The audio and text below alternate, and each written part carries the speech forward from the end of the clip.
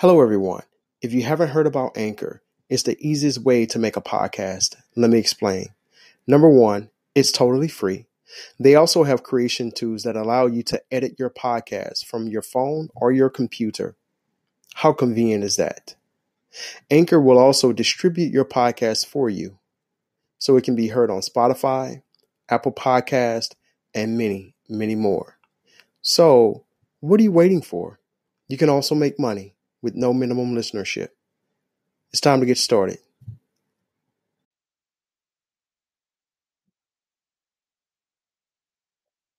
Okay, brother, Yehoshaphat, can you hear me okay?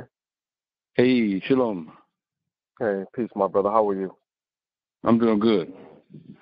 All right. So, hey, guys, listen, we have brother Yehoshaphat in Israel on the line with us today. This brother has been in the game for a long time. I mean, I remember my first experience with not even knowing a brother, but knowing of his work, the Jerusalem Chronicle Newspaper, JCN newspaper. I mean, I remember seeing that joint back in like 2000, actually before 2000, like around, I'd say the early 2000s, but definitely around like 1999 or something like that. When did you get started doing the Jerusalem Chronicle newspaper? I started in 1990, actually. 1990.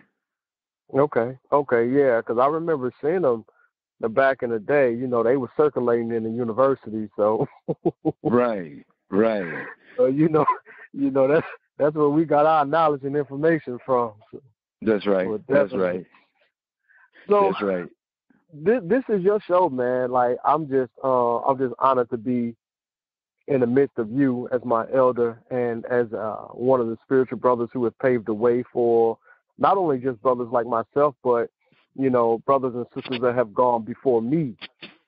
So wherever you want to start, brother, I'm okay with.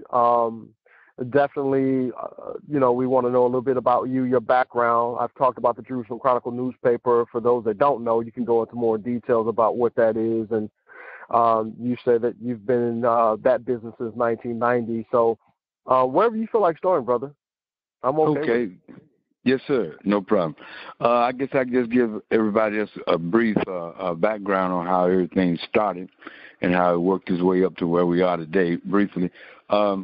I came into the knowledge of, of who we were as a people back in the late 1970s when I was going to the University of Memphis, there, college here in the city where I'm from. And I ran across some brothers who were from Chicago and Southern Illinois, and they came over to the university. And by the time of chance, I ran across them, and that was the first time I had heard, any type of information of that sort. And that was in 78, but it wasn't until that was 76. It wasn't until 78 that later I met one of those same brothers downtown, and he told me that they were doing classes, and that's when I started going to the classes, and I went to those from 78 up until 1990, and then in 1990, that's actually when the publication started. And it actually started out as a school project in graphic art school here in Memphis. One of the assignments that the instructor gave us was that we do the front page of a newspaper. So I ended up doing the front page of a newspaper, and then the spirit just said, well, put 7 more pages together. And so I put 7 more pages together, and that was 8 pages, and I knew where to go get it, published there, because I had learned that from the university that I'd gone through earlier, because brother used to do the Black Student Journal newspaper there in the college, and so I knew where he did that at. So I went back over where he used to do that paper, and that's how I did my first issue. And from there, I just started networking and sending the papers to different people around the country. And then one brother gave me a mailing list, and then one thing led to another. And so that was in 1990. And since then, it's grown up to what we're doing now here in 2020, my brother.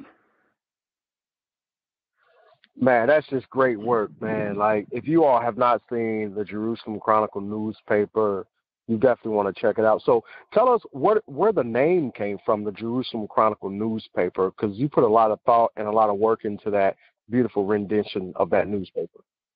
Right, and that's a good question too, Aki. Like, because when I first did it, I went to a store and I asked this. It was a black-owned business, and I asked the guy.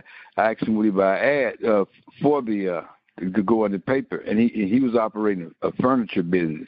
And so when he looked at the name of the paper, he saw Jerusalem Chronicle. He said to me, he said, "Well, why am I going to buy an ad for my furniture store?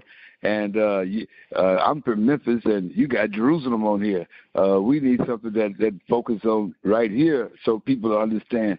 And so I went to explain to him what I'm going to explain, that Jerusalem, as we know, was the capital of where we were from before we came to the United States of America. A lot of black people in the United States of America, they're not privy to this information, understanding the fact that if you traced our roots all the way back, they would go back to the ancient Afro-Asiatic Hebrew people from the land of Canaan or the land of Israel. And so the capital of the land of Israel was Jerusalem. That was the capital city. And so what King Solomon told Israel when he dedicated the temple to the Most High, he said, if the people be scattered among the nations, and if they go to strange lands, he said, if they let Jerusalem come to their mind. And if they let Jerusalem come to their mind, he asked the Most High, would he hear their prayer, and would he hearken to them and bring them back home? So that's how it came upon the name Jerusalem. Now, the second part, Chronicle, that came from the fact of just reading the books of Chronicles in the Scriptures, the first Chronicles and the second Chronicles, which basically was a chronological look at the lives of our people in the land. So that's what I knew that we would be doing with the paper here. You know, and in this land, we'll be basically looking at the chronological steps that we were taking as a people to move back to the land. So Jerusalem was the focus, and the Chronicles is you know, our day-by-day life.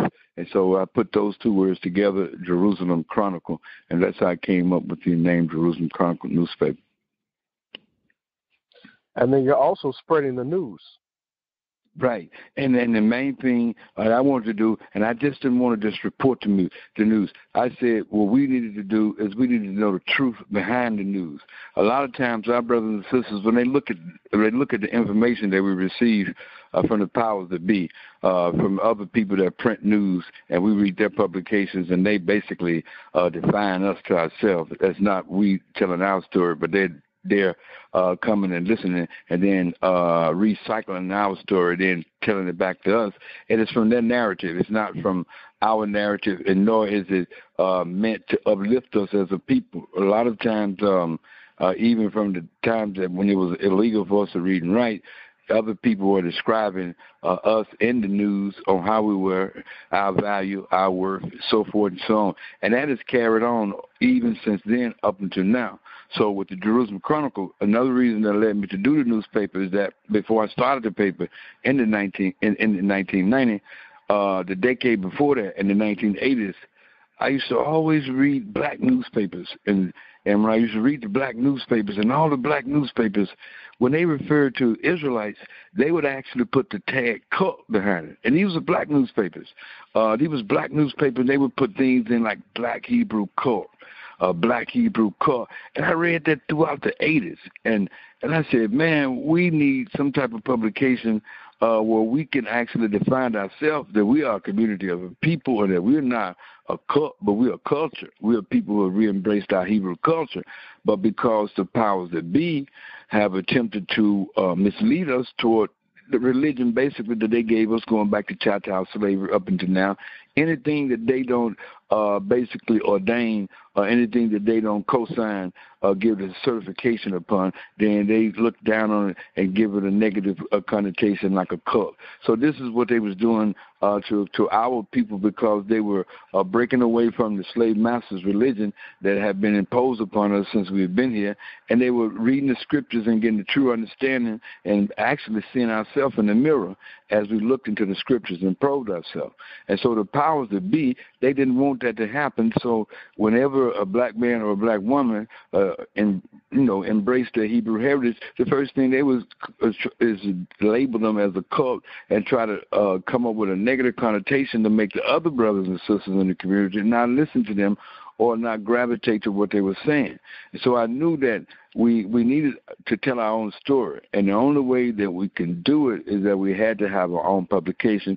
And so from me reading all that about us being labeled as cults up until, me going over to the graphic arts school and, of course, seeing the things that I had seen, on the university, I kind of put all those together, and the most High blessed me to actually come out in March of 1990 with the first publication. And I said I wanted to tell the truth behind the news, because many times the news, they won't tell you the truth behind the news. They'll only tell you the news because they don't look at it from a Yah mind. And that's one thing that the Jerusalem Chronicle does bring to black media, period, as far as, we have black newspapers. But what is a black newspaper if you're black, but you're only just regurgitating a white story? So, it's really, you just basically taking their perspective and you putting it in your newspaper. You're not doing no investigative study behind it to look at the who, the what, the when, the where, the why, and look at it from an independent perspective. So that is another element that we bring to the Jerusalem Chronicle. In the major newspapers, they talk about poverty. They talk about the inner cities. They talk about mass incarceration. They talk about HIV. They talk about all these negative connotations. But one thing they never talk about is how these ills are linked to Deuteronomy chapter 28, 15 through 68. They never want to bring that element into that, because if you looked at that and brought that in, you'll see that our spiritual DNA lines up with the ancient Afro-Asiatic Hebrew people. So the people that report the news, they just want to talk about the conditions of the people, but they don't want to answer the reasons of why. They don't want to go back and talk about who we were as a people before we came to the United States of America. So it's very important that we have our own publication that we can tell the truth about it. And even now, it's so important right now, my brother, because in light of this mass manipulation that we see going on with this COVID vaccine and things like that, our people need our own independent voices more than ever right now, more than ever, so we can get the truth behind, again, the news that's being given to us. And right. So that's the role that the Chronicle plays, so the people can actually get independent voice from somebody like themselves, but who have no vested interest in manipulating them one way or the other, but just bringing the facts to us as a people. And that's what we do with the paper. And, that's what it's about, because people have to have their own individual minds, right? It's one thing to read what, the masses are reading. It's another thing to go behind, and like you said, really investigate what's going on and don't take it for face value. Because for so long we have taken things for face value, not really understanding the ramifications that taking everything face value has a harmful effect on our psyche, on our psychology, right? And so we have to